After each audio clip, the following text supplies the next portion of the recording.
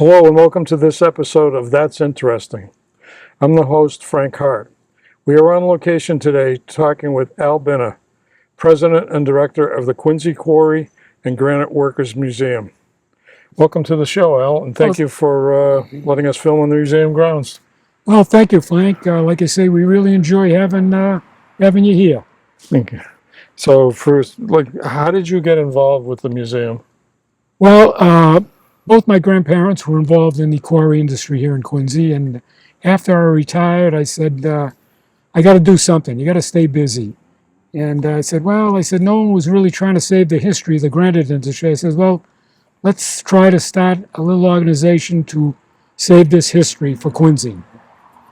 And that's basically how the Quincy Quarry and Granite Workers Museum actually was founded. Okay. Can you give us a little bit of history of the museum? The history of the museum, actually, we started about 12 years ago. Okay. We really weren't up this area here. We were just giving presentations back about 12 years ago, and we were actually trying to gain membership.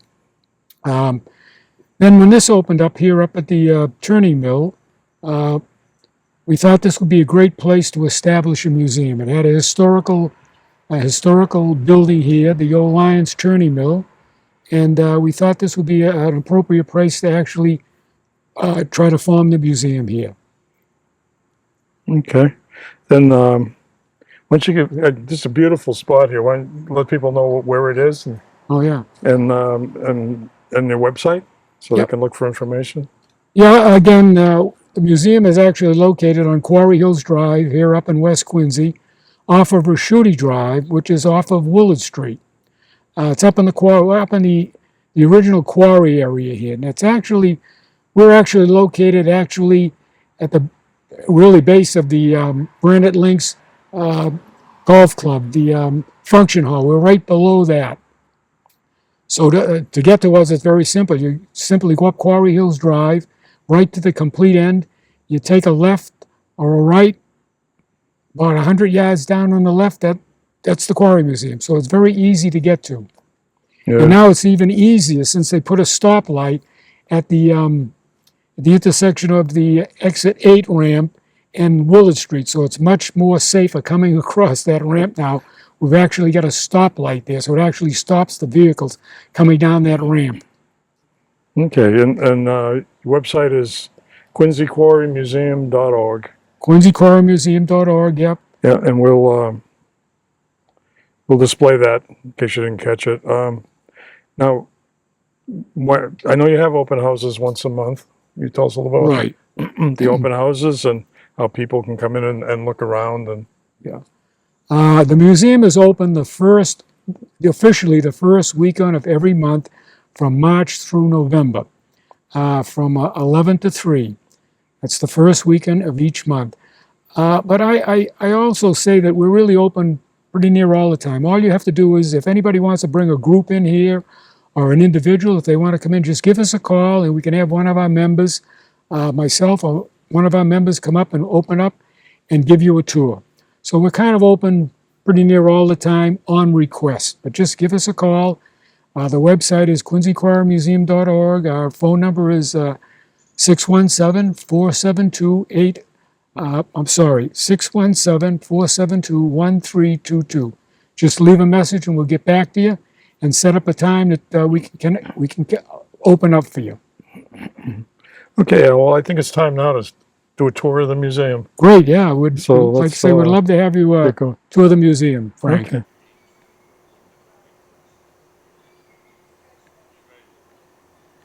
Now, we're in the actual second building that we constructed here at the museum site. We call this right now as our little geology presentation, starting with how Quincy granite was formed, what it looks like under a microscope. And again, we've got a lot of different samples of different stones from around the country. And as you go along the wall here, it's just we got a demonstration there of all the different granites from some of the different quarries here in Quincy.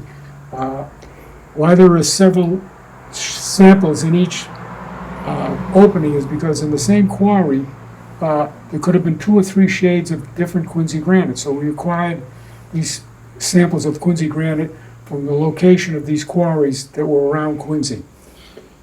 And again, we just continue on with the, more or less the granites. Some of the granites that were actually used in the stone sheds to form monument type. So most of those samples now you're looking at maybe were from the different stone sheds, samples that would show a customer, what you wanted for your monument, what shade you wanted, what texture you wanted. And again, that's just, we're looking at another shot of an actual polished piece of Quincy granite showing the different minerals that are actually in the sample of that polished piece of Quincy granite. And again, as you scan around here, it's just some geology maps that we have. We have a geologist on board who is a member who, when he is here, he gives a great presentation and the understanding of the geology of Quincy granite, how it was made, where it came from, how it got here, what uncovered it. So it's a great presentation that he does, and he uses all of these charts to kind of explain Quincy granite. This is an interesting display we have here. We have core samples from all the way from the Berkshires all the way to Boston Harbor, and we have them listed by towns. These samples actually came from Mass Highway, from their coring samples they took along there when they have a project, or the MWRA when they do their tunnel work. So we're able to get these samples, and they're polished samples. And the interesting thing about this display is you think the bedrock under your feet is all the same. Well, you can see how much difference. And actually, when you're in the museum right here, and you can actually see the actual different type of bedrocks that varies from town to town. It's amazing.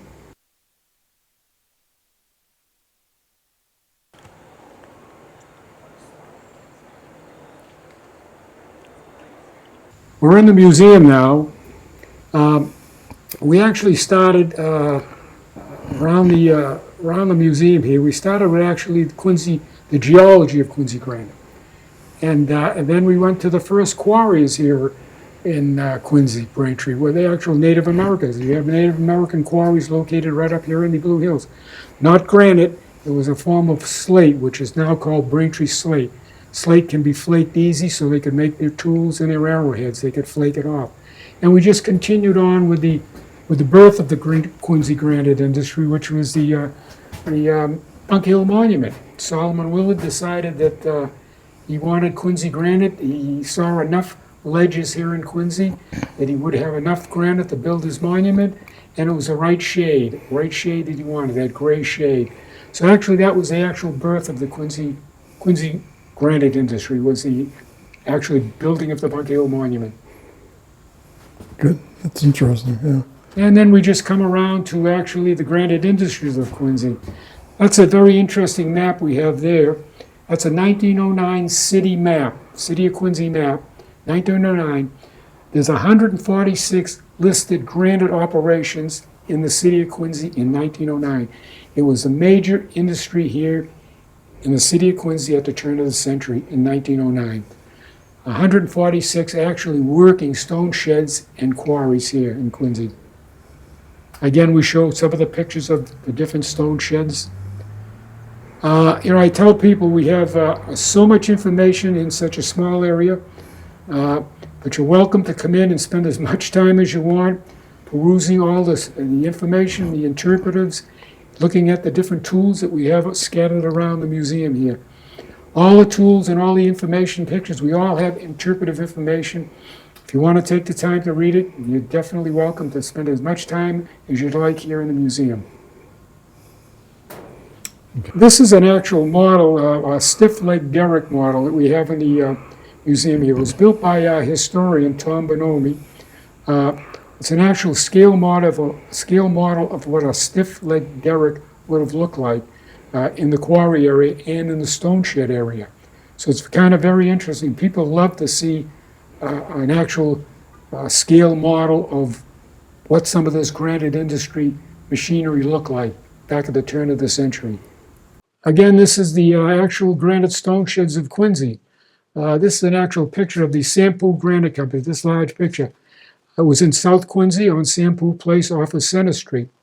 The interesting thing about this is, quick little story, a fellow I went to school with, his grandfather owned this Sampo Granite Company. His name was Nissel.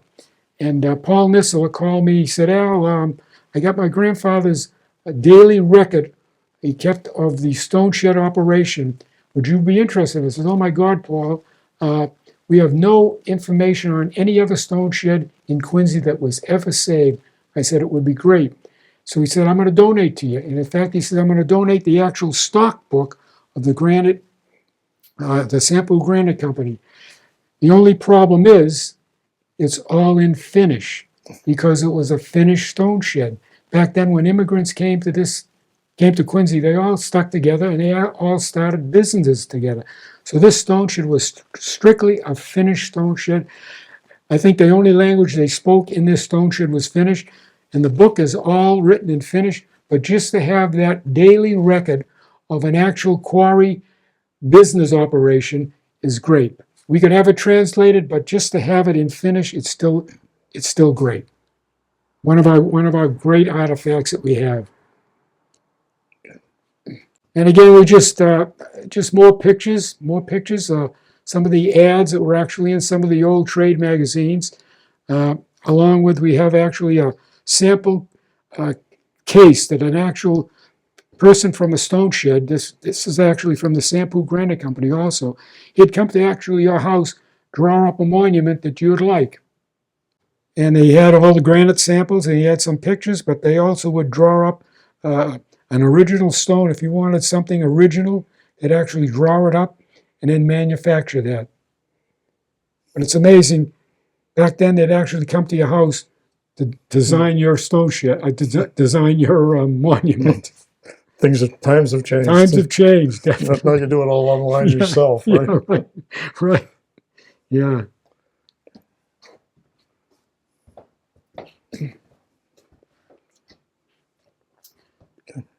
In this area here, it's actually, we devoted it to the actual first commercial railroad in America, the Granite Railway. We have a couple of models here, actually built by, again, our historian Tom Bonomi.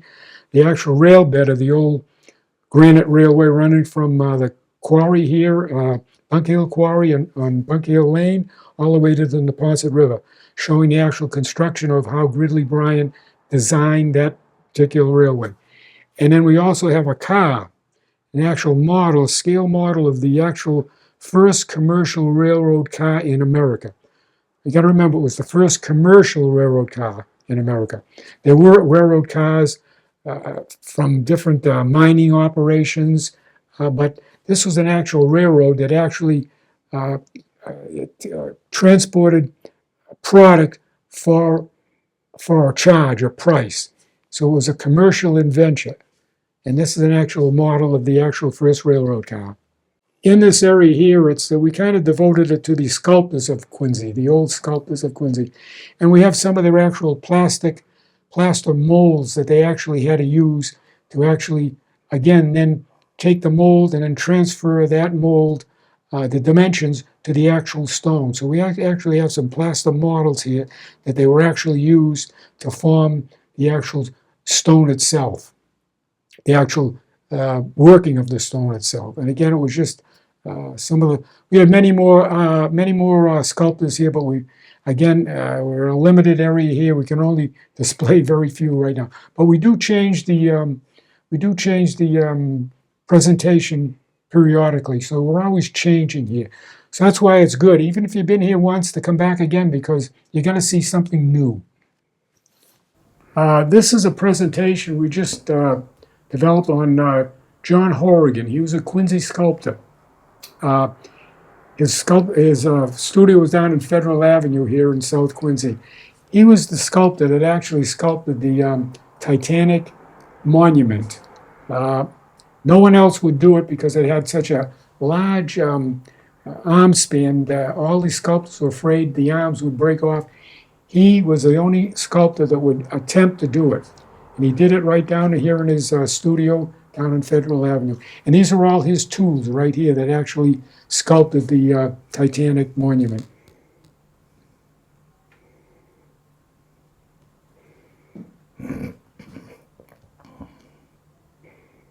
This actually display here is the actual Lyons turning mill, where we're at right here, the old historic Lyons turning mill. That's an actual photo of the interior of the mill when it was in operation in 1900. And again, all of these pictures here you see are all related to columns on lathes being churned. Down here, many of the stones that actually were churned here at the mill. This mainly at the Lyons turning mill, they predominantly did cylindrical work. Their main function was doing cylindrical work. They had maybe 5 or 6 different lathes just for the turning of stone into a cylindrical object. Columns, balustrades, balls, urns, anything round, they turned at the turning mill here. And again, some of the tools we actually, just cleaning up around the mill, some of the tools that we actually found. We can't do any excavation here at the mill because we're not archaeologists, but just raking up the leaves, the years of buildup of leaves around here, we actually, these artifacts are actually under the leaves on the ground. So we're fortunate at least we can actually show some of the actual artifacts from the turning mill. The old tools. The old tools, yeah. We're actually in the engine room of the old turning mill here. And what we do is, when we have open house, we display these 2 by 3 foot pictures. We got about 30 of them that we display all around the interior of the actual, what it was the old engine room of the turning mill. Again, these historic pictures are great, to see them when we blow them up to such a large format there that you can really see what's going on in some of these stone sheds and the turning mill here.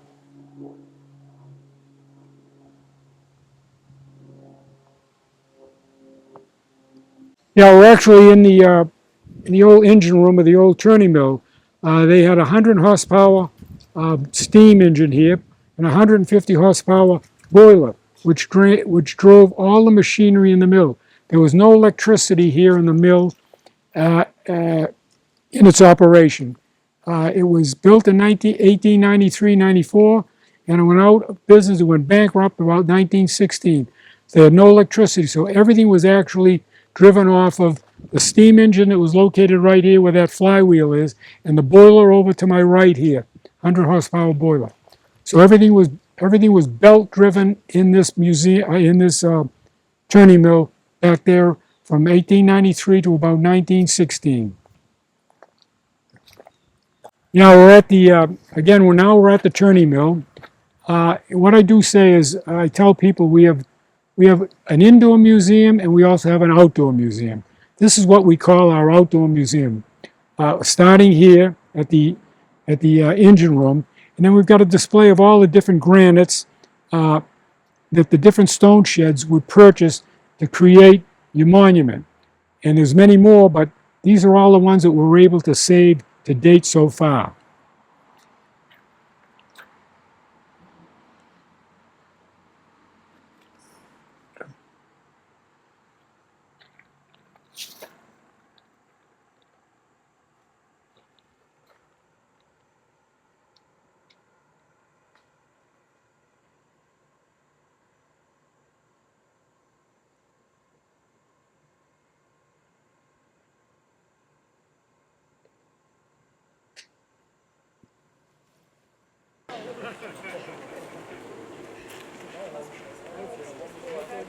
Now here we're at the turning mill again.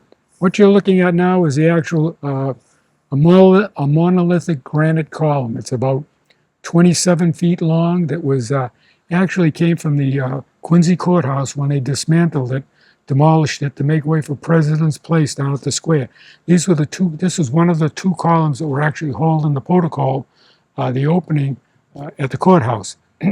Fortunately, we were able to get them and move them up here. Again, when you stop to think of it, putting a piece of granite that big on a lathe and supporting it on 2 ends and then actually turning it, it was amazing how they could do that. Today I wished I could see that in operation. Yeah, and just all, no electricity, all from the steam boiler and belts. And it was all driven off of the steam engine. There was belts running throughout this whole mill. Yeah. Extremely dangerous with all of those mills flying around. There was many, many accidents here at the mill. Sure, there must have been no OSHA back then. No OSHA, that's for sure. So really fortunate that in that column, the courthouse was built around 19, we think it was built around 1913 or 14. That's when this mill was really in its major operation. So we almost think that these columns possibly were turned at the mill right here. Yep. Good.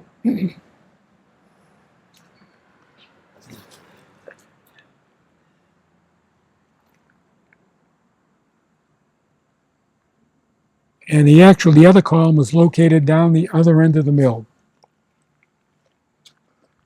Okay. Yeah, this is fortunately this column here. It's it's a Stony Creek, Connecticut granite, and this is actually a polished column. It actually came from the old South Station when they did some remodeling about 25 years ago. One of the columns had to be removed. Fortunately, we don't know how it ended. A portion of it ended up here, but we're really glad that somebody had the foresight to put that portion of that polished Stony Creek granite column up here. So we've got a good sample of a good polished column. What we're looking at here is actually a broken column base that was actually churned. And when you look at all the churning that took, and then it to break, and it was just left here on site, which we're very fortunate that that's one of the artifacts that were actually left here on the site, just to show the actual churning, the work that went into just to churn that, and then the base cracked. Yep. Yep. Then you have to start all over again. Start all over again. Yeah. Right. Yep. Now we're at the Lions Quarry. This quarry really never went that deep. They never got the real quality of granite out of here, so it never really got that deep. And what we got here is a lot of rubble that they actually dumped back into the quarry. Stone that was not that valuable for either monument type work or building type work. And they just dumped it back in the quarry. Usually this quarry the water level is up much higher than this, but it's been pumped down for use as irrigation on the golf course. When their quarry gets a little low on the main quarry on the golf course, they actually pump this one down.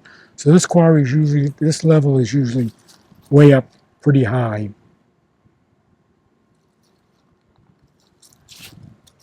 And what you see here is this little artifact at the edge of the quarry is actually what they call the boat. It's they used to lower the men down into the quarry and also take the grout, which was the waste, small waste. Instead of the quarry filling up with a lot of waste, they take it out using these what they call the grout bucket. But it was used. It's almost like an elevator. They'd allow the men to go into the quarry and actually bring them out at lunchtime, bring them back after lunch, and out at night. So it was used. It was a dual purpose. And again, it's a little area we set up over here. It's a nice little quiet area. Usually there's a lot of natural things in here. There's ducks, there's geese, there's a lot of turtles in here, some big snapping turtles. So we got a bench there now that people can just sit there and kind of just enjoy themselves, relax, and look at the quarry and look at the scenery and look at the change of the leaves. Yeah, what you're looking at here is an old quarry winch. The quarry winch would have been used to winch, along with the mast and boom, winch the stone out of the quarry and move it around in the area here, in the service area of the quarry. These were located actually, every mast and boom had a winch house. So there was a winch house located right here. This again is one of the artifacts that were actually saved from one of the stone sheds here in Quincy. But we know that the winch house was located right about here, so it would have been a winch exactly like this. And you were saying that the quarry actually went further down behind you, and it's all backfilled now? The quarry actually went completely around us here. Okay. So it's a lot bigger than what we're seeing It's a now. lot bigger than what we see now is. What we're looking at here again is there are two artifacts that were actually left here when the mill closed. It's an actual column that was actually turned. It's a complete column. Fortunately, like I say, it was left here, and over the years, it never disappeared. So we're really fortunate that we have that. And again, we have a little base over there, a column base that was actually turned, and it chipped. On the other side, there's a big chip in it. It was actually polished base. Once it chipped, it was no good now. Start over again. And it was just left on site here, which again, we're really fortunate even just to have that on site. Well, I can see the chip right in that corner now. Yeah, going through all that work of There's the polishing chip it and there. turning it, and then Yeah, stone. You never know when it's going to chip. right. As smart as these granite people were, they could never tell exactly there wasn't going to be a chip. Yep, yeah. Here, we're in the actual, what I call actual our outdoor museum now. We're actually in the interior of the old Lyons Turning Mill. And what you're seeing here, those little orange studs coming up, is the actual lathe location. It actually did the turning of these columns. Once we cleaned the area up, we just raked it and cleaned it, all of a sudden these studs just appeared. So we put these little caps on it so people could see the actual size of the actually machinery that was actually to turn these columns, the size of it. It was just enormous. And again, as you scan the whole turning mill, we've got a lot of the artifacts that were actually saved from this granite industry here in Quincy. And fortunately, these were saved. Many of them went to the scrap heap back then. This is long before I got interested in saving this equipment. But fortunately,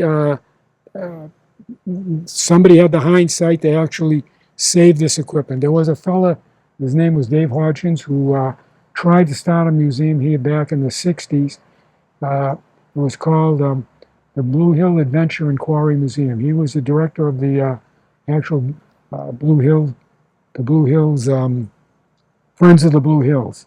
But the Friends of the Blue Hills decided they didn't want to get into the museum business, so that kind of folded up. Unfortunately, Dave saved a lot of these artifacts, and that's why we have some of them today, which is fortunate. Now, this is one of the old air compressors that came out of one of the stone sheds here in Quincy. Again, we got to thank Dave Hodgkins. Back then, he was saving all this equipment as much as he could, and we're fortunate to have that today here at the turning mill, just to show people the actual physical size of what the compressors were back then. Compressors today probably can put out as much air as this, would be 1/8 this size here today. But this is such a huge, all belt driven, everything was belt driven. Yeah. See all the And belts. again, it's like I say, we're fortunate to have this to actually put it on display here at the mill. And again, with all this other artifacts that were actually saved from different stone sheds around Quincy. And again, we just like to display them here, just so show people the actual physical size of some of the chains that were actually used to lift this equipment out of the quarry and around the stone sheds.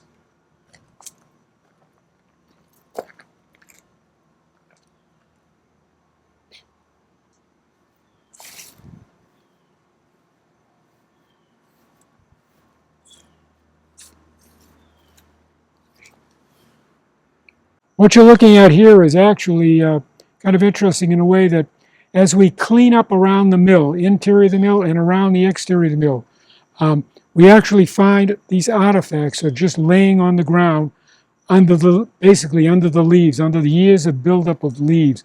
Just cleaning the area up, we found all of these artifacts, which is great. And again, we've kind of preserved them and just displayed them on that board, which was kind of interesting. So all those artifacts were actually used or worked here at the mill. We got all the dollies in the back. The dollies in the back. The amazing thing is, if you ever went around this mill or the surrounding building with a metal detector, it would be going off constantly. because there's so much metal under this ground. Yeah. It's amazing. Like I say, it'd be going off. We cannot dig here. You have to be an archaeologist because it's on the state register. It's on the National Register of Historic Places. So we, as non-archaeologists, we can't dig. Okay. One of these days, we're going to have an archaeologist come in and maybe do some site digging around here. That's down the road a piece. That would be interesting to see what comes out of that. Yeah. Yeah, this is what we have here is actually a piece of the actual Quincy Quarry Railroad that actually ran through the center of the mill here. There was over 6 miles of track laid in this quarry area up here to service the quarry area and the different stone sheds and quarries in this area. And that's an actual rail that was actually part of the actual railroad that ran directly through the center of the mill. So they shipped granite in from all over to be turned at the mill here. Now the Quincy Quarry Railroad actually ran right through the center of the mill here, and they were able to ship granite in from all over, different types of granite. As again, an architect just wouldn't want gray Quincy granite. He'd want a pinker granite. He'd want a yellowish granite. He'd want a whitish granite for his columns or his balls or his balusters. So they were able to ship, once the railroad was up here, they shipped granite in from all over. And again, the railroad was here. It was called the Quincy Quarry Railroad. The investors were actually Quincy businessmen that actually built the railroad up here, and it was tied into the New York, New Haven, and Hartford Railroad down at the old West Quincy Depot. So granite could be shipped down to the depot, and put on the rail cars for the New York, New Haven, and Hartford, and then it could have been shipped all around the country, which it was. Yeah. That's what you're looking at here is actually a narrow gauge rail car that was actually located right along the side of the mill here, and that's an actual narrow gauge rail car that they actually used. It came from the quarry all the way to the opening of the mill here. What they do is they put the granite coming out of the quarry, put it on the narrow gauge railroad, which ran right along adjacent to the mill, and then right to the mill opening, and then from there it would have been brought into the mill to be worked. So that's an actual rail car that we've got here on display. And those are the actual rails that were actually located right adjacent to the mill here. On display here in what I call our outside museum is actually showing the actual polishing discs, how they polish this granite to like a mirror finish. Again, it's actually on the actual foundations of the actual polishing machinery that was here. And as you see, as you start to scan around here, you can see all those little orange cones. They were actually hold downs for the actual polishing machines. Again, they would use different polishing grits. All depends on what finish they actually want to finish the stone to. If they wanted a real mirror finish, they'd have to get down to the buffing wheels using like a rouge, a very, very smooth abrasive. Again, it was all depends on what condition they wanted to show the actual granite finish on. Okay. Now, the big wall. Big wall. Actually scanning around now, you're actually looking at the wall of the engine room. On the other side was the actual engine room with the 150 horsepower steam boiler and the 100 horsepower steam engine, which drove all the machinery here in the mill.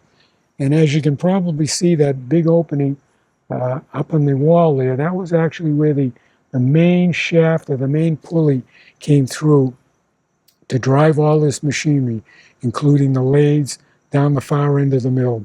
So there was belts and pulleys and overhead shafting running throughout this whole mill, driving all the equipment. Again, located along the right-hand side, again, is all those orange cones that were actually stone foundations where all the polishing and lathes were located. This mill was completely full of machinery. We just cleaned up one side of it, and what we displayed is actual machine locations. If we cleaned up this other side, if we did a little raking of this other side, again, we'd see a lot of studs like that. So there was machinery located on both walls of this mill.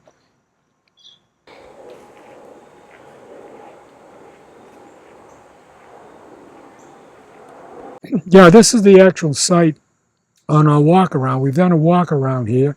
So we give people the opportunity to actually walk around the museum, our outdoor museum here. And along the path, we have several historical spots. And this is one of them. This is the actual site of the blacksmith shop here. We know there was at least 2 blacksmith shops at the turning mill here to service all the machinery that was here, to service the stone cutters that were here, and the sharpen the lathe tools. So we know there was 2. We know this is actual one because there's actually artifacts scattered all around this tree here, along with fire brick and bricks that would have been part of the forge. So again, this is just one of the little walk around artifacts that we have here at the our outdoor museum. Well, what you're looking at here is actually a little dump area where once they would have turned these columns and these balusters and urns, and they would have to cut off the ends that were attached to the actual lathe itself. And we've uncovered there, just by the cleaning operation, all of these artifacts that they actually just dumped out there, the cut off ends of the small columns and balusters. So again, that's on the actual walk around here. Well, folks, that concludes our tour of the Quincy Quarry Museum. It was a nice trip. I want to thank Al for doing that. Just kind of a way to finish this off, Al, you were telling me that the turning mill went bankrupt? They went bankrupt, yeah. Yeah. Again, around 1915, 14, 15, 16, we don't know the actual date. We got an article that he went bankrupt, and the story is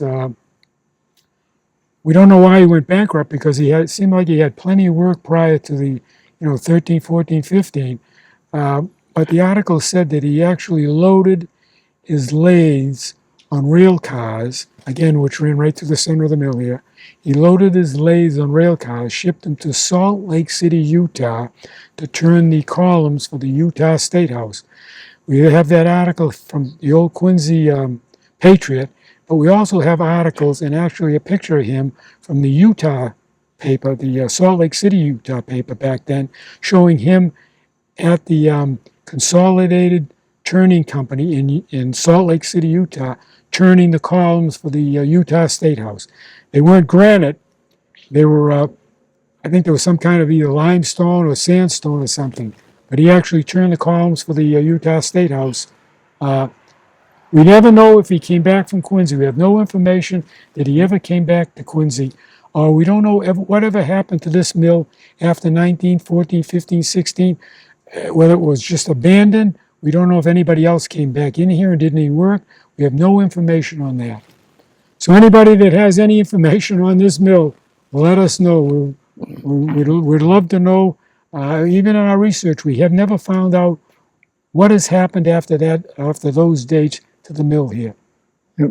And on that, if anybody wants to become a member of the museum, you can do that on their website. And if you want to make a donation to help them keep them going, you can do that on their website too. So thank you, Al, for showing us around. Well, like I say, thank you. Like I say, we really appreciate when you come in, and it's good PR for us when you guys come in. Definitely, we definitely thank you, Frank. Yeah, and I want to say thank you, everybody, for watching, and I hope you enjoyed this.